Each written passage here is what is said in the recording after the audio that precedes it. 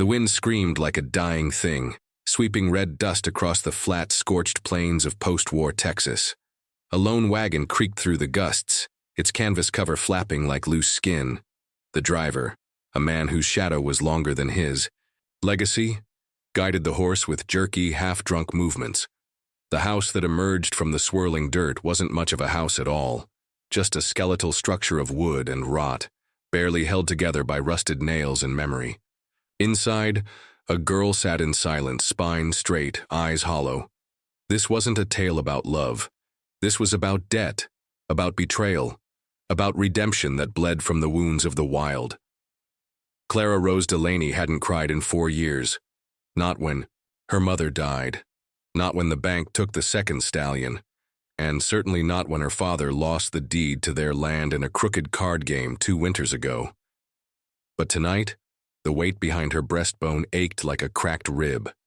At 19, Clara was too young to be this tired and too smart to pretend otherwise. She'd been raised on books, not lies, fed on Thoreau, Bronte, and the bitter lessons of a hard man's cowardice. Her father, once a respected breeder of Arabian mares, was now a shell of stubble and sweat, drowning what little dignity he had left in rot-gut whiskey. He used to ride proud. Now he staggered from porch to poker table, gambling away everything except the daughter he'd once sworn to protect.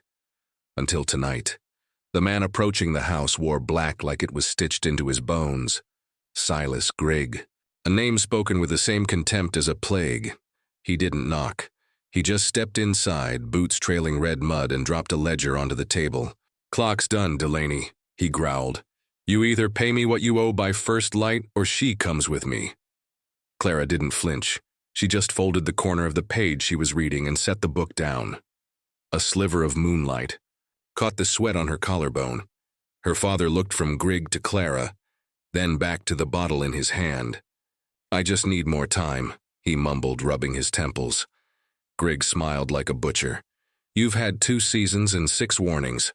I don't take IOUs." Clara stood. "I'm not property." Grigg's eyes narrowed. "You're whatever. Keeps his blood from staining my porch." The barn was wet and miserable, dripping with the slow sadness of rotting beams. Thunder cracked somewhere distant as her father scribbled his name across a contract he could barely see. Clara watched him sign away her freedom with a hand that trembled more from guilt than age. She didn't speak when Grigg grabbed her wrist and led her toward the wagon. Her silence was sharper than any scream, but just as her foot touched the first step, another voice cut through the rain. "That's far enough." Grigg froze. Clara turned. A rider stepped out of the storm, his coat soaked through, a wide-brimmed hat dripping rain. He was tall, broad-shouldered, with a revolver slung low on one hip, and the kind of calm that made men nervous.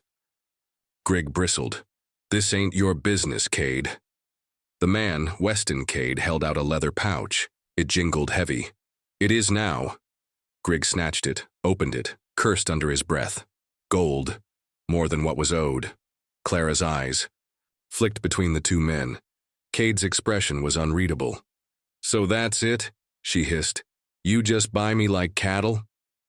Weston turned to her, his voice low and firm. "No, I bought your debt. You work it off. On my land." The wagon rolled again, this time into the belly of the wilderness. Clara sat across from Cade, arms folded, her face shadowed. He said nothing. Neither did she. The days were long, the nights longer. Storms swept across the plains, drowning out everything except the echo of hooves and the rattle of old ghosts. Cade drove with the precision of someone who'd been doing it too long to care, and too carefully to stop. He didn't offer conversation. He offered water, once. She poured it into the dirt. On the 3rd night, they made camp under a twisted cedar.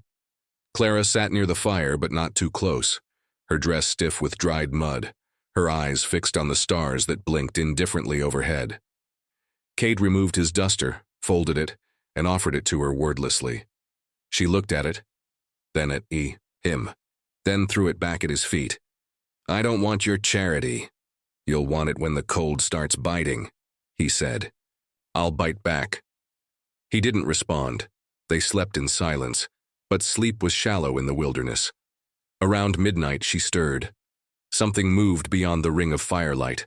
A growl, low and wet, slithered from the dark. Clara sat up. Slowly. She could see the silhouettes. 3, maybe 4 wolves. Hungry ones. The fire crackled. Cade was still, one hand already on the rifle at his side. The wolves circled. One crept close. Clara's breath caught. Then, bang. A shot rang. Out, the wolf yelped and vanished into the blackness. The others followed. Cade stood, rifle smoking. "Keep the fire going," he muttered. Clara looked at the rifle, then at him. She didn't say thank you, and he didn't expect her to. But when she curled under her blanket again, she shifted a little closer to the flame, just enough to catch the edge of his warmth. Weston's land stretched far beyond what the eye could see, past golden grasses and craggy outcrops, out to where the horizon bled into the sky like an unfinished promise. The ranch was rough, half-built, surrounded by cedar posts and wire fences, still in need of mending. There were no servants, no luxuries, just labor, breath, and silence.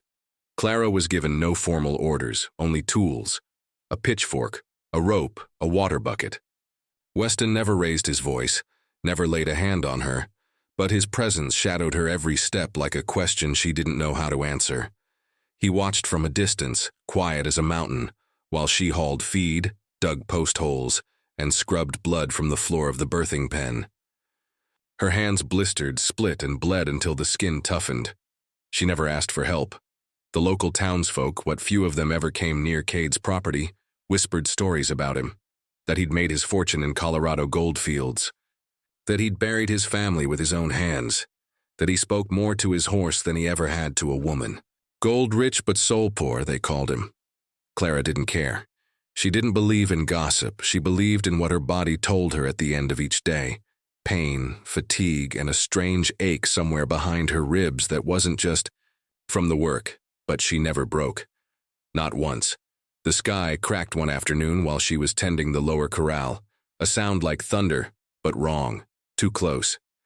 She turned and saw it, a cougar, lean and snarling, prowling toward the sheep pen. Her breath hitched. She backed up, then grabbed the nearest tool, a rake. The cat snarled. She didn't scream. She stood her ground, weapon raised with shaking hands. A shot rang out.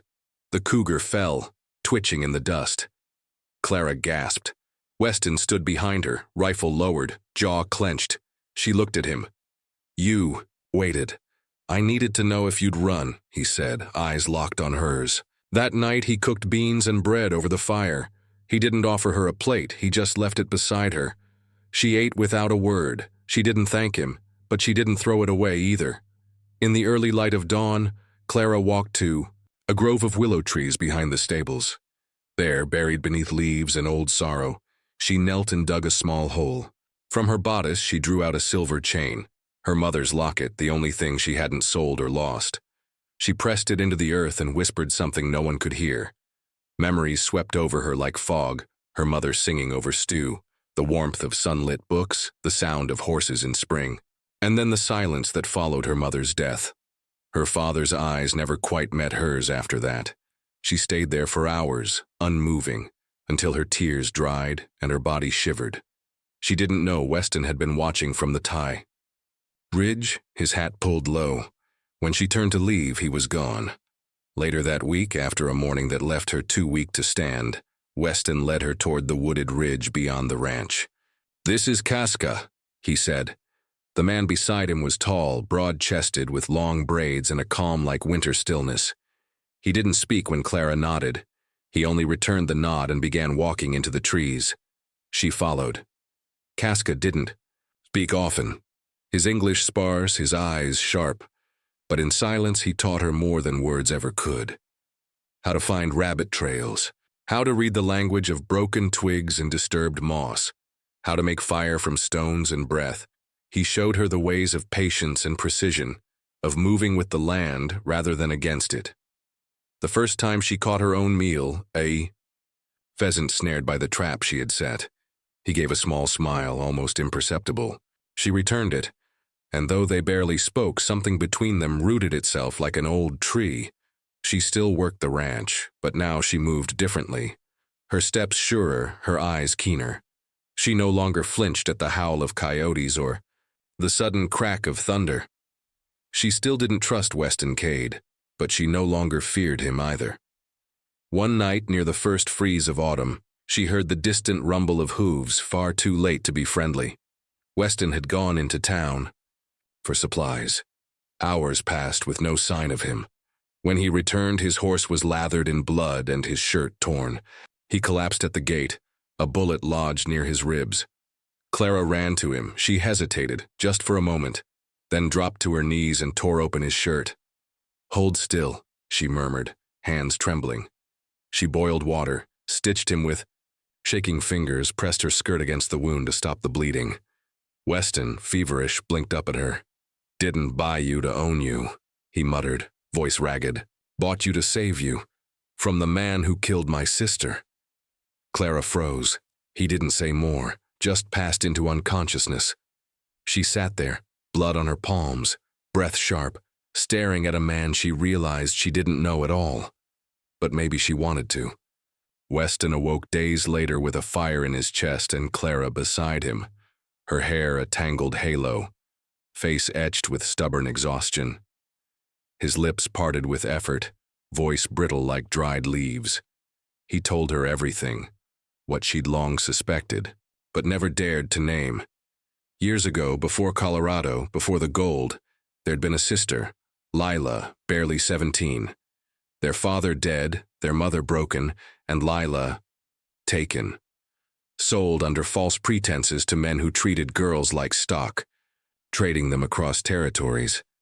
Grig was at the heart of it, running flesh behind his mercantile facade. Weston had returned from prospecting a rich man, pockets full of gold and grief. He didn't hunt Grig with guns. He bought the debts of everyone Grig touched, stripped his empire from underneath like rot devouring a tree's core. One name at a time, one broken contract at a time. But Clara was the one Grig offered when his back was to the wall. "You weren't just a debt," Weston whispered, eyes locked on hers. "You were my chance to do something right." Clara said nothing. Her heart warred with the truth, pounding against the raw memory of that rain-soaked barn, of being signed away like cattle. But in Weston's eyes, she saw no pity, only penance. A week passed in uneasy calm. The wound healed slowly. The ranch breathed again. Then came the smoke. Casca saw it first, dark spirals rising over the ridge, too controlled to be an accident. Clara felt the air shift before the thunder of hooves came. They descended like carrion birds, Grig and his hired, guns, faces masked, and rifles gleaming. They wanted the gold, the land. But more than that, Grig wanted pride, vengeance for being outwitted, for being made a fool. Weston shoved Clara toward the horses, Casca already saddling one. "Go," Weston shouted. "Ride north. Casca knows a safe path." Clara stared at him, fire behind her eyes. "No, I won't be the girl who runs again." Casca looked to her, then nodded once as if honoring a warrior's vow. Rain began to fall, soft at first, then drenching. The world turned to silver and shadow. Clara and Casca took to the tree line while Weston moved into position with his rifle. He'd rigged traps, hidden caches, but there were too many of them. The first shot cracked the silence. Casca moved like a ghost through the trees, bow tight, arrows flying silent and swift. One man fell, then another. Clara lit the oil-soaked rag on the bottle Weston had hidden behind the haystack and threw it through the barn window. Flames roared up in defiance. Gunfire echoed, brutal and sharp. Weston held the porch, taking down two with practiced ease. Then a shot rang out. He staggered, blood blooming at his side. He fell, crawling behind the trough. Clara rushed to him, dragged him behind the fence post, her hands slick with blood and mud. "Still with me?" she hissed. "Always," he rasped, pain twisting his face. Thunder crashed as she grabbed the rifle from his side and rose. Mud. Streaked, soaked to the bone. The last of Grig's men were scattering, some wounded, some cowardly. But Grig remained looming in the barn, torch in hand. Clara entered, soaked and shivering. Grig turned, eyes gleaming like a snake. "Well now," he sneered. "Didn't think the filly had bite." "You never did see women right," Clara said. He lunged. She stumbled, ducked, grabbed the broken pitchfork by the wall. He slammed her against the beam, breath knocked from her lungs. "You think you're better than your daddy? He begged like a dog, signed you over without a whimper." Rage flared in Clara's chest, cold and sharp. She drove the pitchfork up into his ribs. Grig gasped, staggered. Behind him, Casca appeared. No words, just the hiss of his bowstring. The arrow lodged in Grig's chest. He fell to his knees, blood mixing with the rainwater and straw.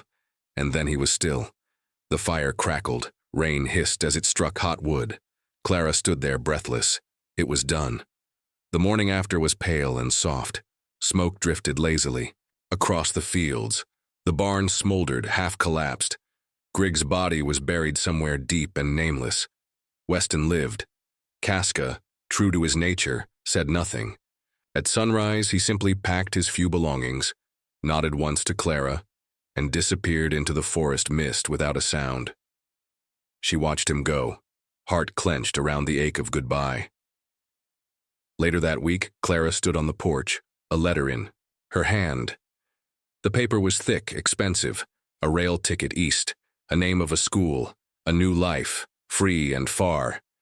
Weston handed it to her himself. "I promised you to earn your freedom," he said. "It's yours. No strings." She looked down, at it, then out over the land, the broken fences, the rising sun, the scars they'd both earned. Her hand trembled. She placed the letter on the porch rail. "Let the wind carry it." "I'm not staying for you," she said. He nodded. "I know.